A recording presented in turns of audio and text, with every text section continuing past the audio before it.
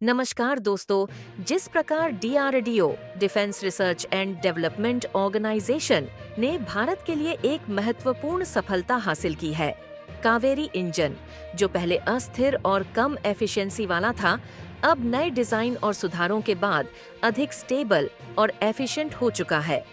यह इंजन भारतीय एयरफोर्स के प्रोजेक्ट्स में इस्तेमाल के लिए तैयार है, जिससे देश की रक्षा क्षमता में वृद्धि होगी। विशेष रूप से कावेरी इंजन अब बम्बर यूएवी, अनमैन्ड एरियल व्हीकल जैसे प्रोजेक्ट्स में उपयोग के लिए उपयुक्त हो चुका है, जो भारतीय रक्षा ताकत को और मजबूती देंगे। भारत की एयरफोर्स में लड़ाकू विमानों की कमी का कारण मुख्य रूप से दो है: सीमित डिफेंस बजट और इंजन टेक्नोलॉजी का अभाव। भारतीय सरकार का डिफेंस बजट अन्य देशों की तुलना में काफी कम है और इसी कारण भारत के पास पर्याप्त आधुनिक और शक्तिशाली फाइटर जेट्स नहीं हैं। हालांकि डीआरडीओ की सफलता से भारत अब अपनी आत्मनिर्भरता को एक नए स्तर पर ले जा रहा है, जिससे भविष्य में एयरफोर्स की शक्ति में वृद्धि हो सकती है। भारत को अपने डिफेंस बजट को बढ़ाने की आवश्यकता है, खासकर अमेरिका और चीन जैसे देशों के मुकाबले, जिनका बजट कहीं अधिक है। ऐसे में डीआरडीओ द्वारा किए गए सुधारों और प्रौद्योगिकियों के विकास से भारत की रक्षा क्षमता को मजबूत करने में मदद मिलेगी। लेकिन इसके अलावा हमारे लिए जो सबसे बड़ी समस्या है, वह है कुछ तकनीक मामले में विदेशों पर निर्भरता। क्योंकि इंजन के मामले में अमेरिकी कंपनी पर निर्भरता होने के कारण ही अभी तक हमारा तेजस फाइटर जेट नहीं बन पाया। और इसीलिए हाल ही में इंडियन एयरफोर्स के चीफ ने चेतावनी दिया कि चीन और पाकिस्तान मिलिट्रीलाइजेशन के मामले में हमसे आगे जा रहे हैं और हम अभी फर या 4.5 पीढ़ी के फाइटर जेट बनाने पर ही अटके हैं और हम 4/5 जनरेशन वाले तेजस का पहला वेरिएंट भी आज तक नहीं बना पाए। आज के समय हमारी भारतीय वायुसेना को 42 स्क्वाड्रन की जरूरत है, लेकिन इस समय 31 स्क्वाड्रन ही एक्टिव है। एक स्क्वाड्रन में 16 से 18 लड़ाकू विमान होते हैं। ऐसे में हमें 150 से 200 लड़ाकू विमान की तत्काल जरूरत है। फिलहाल जब भारतीय वायुसेना के चीफ ने ऐसी चिंता जताई तो कुछ लोगों ने मजाक बनाया, लेकिन इन्होंने सही ही कहा है कि यदि इतना धीमा फाइटर जेट का प्रोडक्शन होता रहेगा तो पाकिस्तान जैसे देश भी हमारे ऊपर हावी हो सकते हैं। लेकिन अब भारत की डीआरडीओ ने भी ठान लिया है कि हम भारतीय वायुसेना का मजाक नहीं बनने देंगे और इंजन की सप्लाई दूसरे देशों से मिले या न मिले, हम खुद ही इंजन बनाएंगे। और डीआरडीओ ने कावेरी इंजन पर काफी ज्यादा मेहनत किया, जिसके बाद गवर्नमेंट की तरफ से इसकी फ्लाइट टेस्टिंग के लिए अप्रूवल मिला। उसके बाद कई लेवल पर और अलग अलग ऊंचाइयों पर अलग अलग तरीके से कावेरी इंजन की टेस्टिंग की गई। यहाँ तक कि इस कावेरी इंजन को रूस भेजा गया और रूस के जाने माने विमान में इसकी फ्लाइट टेस्टिंग की गई और टेस्टिंग अभी भी की जा रही है, जो कि लगभग 1 महीने तक चलेगी। लेकिन इसी बीच डीआरडीओ इस इंजन को स्टील्ड और स्टेबल बनाने पर काम कर रही थी, क्योंकि इसमें कुछ कमियां रह गई थी। और हाल ही में खबर निकल कर आ रही है कि डीआरडीओ ने बताया है कि कावेरी इंजन को स्टेल्थ बनाने के मामले में एक बहुत बड़ी सफलता मिल गई है, क्योंकि इस इंजन में नया डिजाइन चेंज किया गया था, जिसकी बदौलत इस इंजन की एफिशिएंसी काफी अच्छी देखने को मिल रही है और यह पूरी तरीके से स्टेबल हो गया है। और ये इंजन पूरी तरीके से स्टील बनने के कारण इस कावेरी इंजन को जिस भी विमान में लगा दिया जाएगा, उसे कोई भी रडार नहीं पकड़ पाएगा। यहाँ तक कि डीआरडीओ ने यह भी कह दिया है कि इस स्टेबिलिटी के बेसिस पर अब हम इस इंजन को डीआरडीओ के घातक प्रोजेक्ट में डायरेक्टली इस्तेमाल करने वाले हैं। दरअसल घातक प्रोजेक्ट के अंतर्गत भारत अपनी वायुसेना की क्षमता को बढ़ा रहा है और अपनी मिलिट्री तकनीक को बढ़ाने का उद्देश्य लिया है, जिसमें हमारा उद्देश्य है कि मिसाइल से लेकर फाइटर जेट और जितने भी यानी कि अनमैन्ड एरियल व्हीकल होंगे, वह सभी स्टेल्थ होंगे।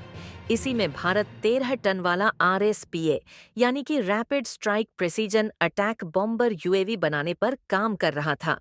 डीआरडीओ ने टारगेट लिया था कि इस यूएवी में हम खुद के इंजन को लगाएंगे और फिलहाल के समय में जिस तरीके से कावेरी इंजन ने परफॉर्मेंस देना शुरू कर दिया है, वह समय आ गया है जब इस यूएवी में हमारा खुद का कावेरी इंजन लगेगा।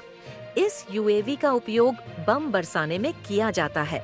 फिलहाल जब भारतीय वायुसेना के चीफ ने ऐसी चिंता जताई तो कुछ लोगों ने मजाक बनाया, लेकिन इन्होंने सही ही कहा है कि यदि इतना धीमा फाइटर जेट का प्रोडक्शन होता रहेगा तो पाकिस्तान जैसे देश भी हमारे ऊपर हावी हो सकते हैं।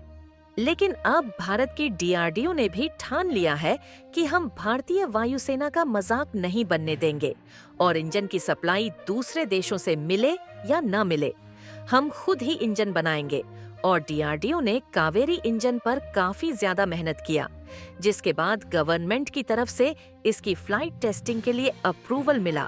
उसके बाद कई लेवल पर और अलग अलग ऊंचाइयों पर अलग अलग तरीके से कावेरी इंजन की टेस्टिंग की गई।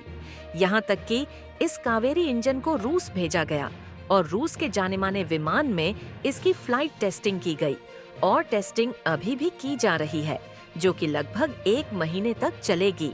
लेकिन इसी बीच डीआरडीओ इस इंजन को स्टील्ड और स्टेबल बनाने पर काम कर रही थी, क्योंकि इसमें कुछ कमियां रह गई थीं।